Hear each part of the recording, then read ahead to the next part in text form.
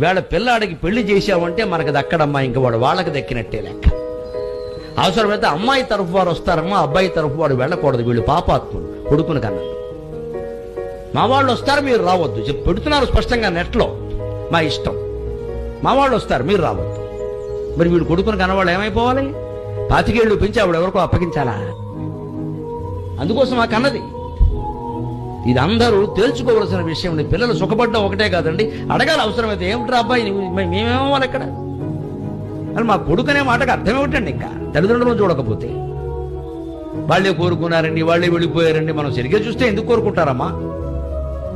కోడలు అలా రాగానే అత్తగారు వెళ్ళిపోవలసిందేనా? అదేమన్నా మొత్తం ప్రవేశం నిష్క్రమణ?